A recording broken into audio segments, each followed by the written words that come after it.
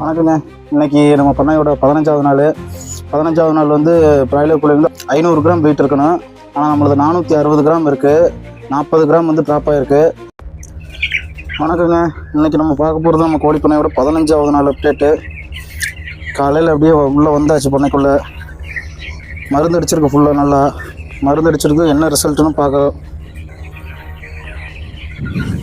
கோழிகள் எல்லாமே ஓரளவுக்கு ஆக்டிவாக இருக்குந்தா. இது பாருங்க, பார்த்தீங்களா இந்த சளி ஈக்குவலி சிம்டம்ஸில் இந்த மாதிரி 1-2 கோழிகள் இருக்கத்தான் செய்யுது. இன்னும் அதெல்லாம் ஃபுல்லாக குணமாகிற அளவுக்கு மருந்து அடிக்கணும்.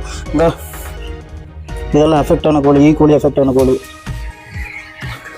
அது என்னடா நம்ம மருந்து அடிச்சுட்ருக்கோமே, சளி சவுண்டு இன்னும் போகவே மாட்டேங்குது அப்படின்னு மனசு மட்டும் விட்டுறக்கூடாது.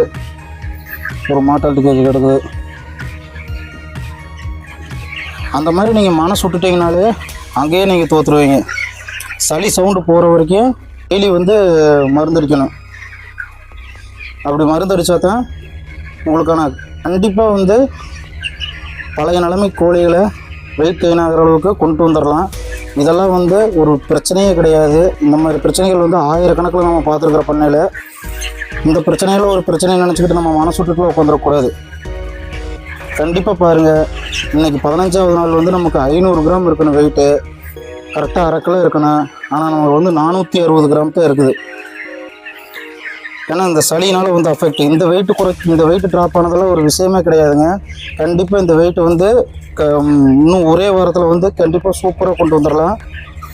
நல்ல கோழியை பிக்கப் பண்ணி கொண்டு வரலாம்.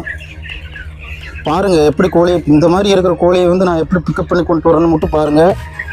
டெய்லி வீடியோ பாருங்கள்.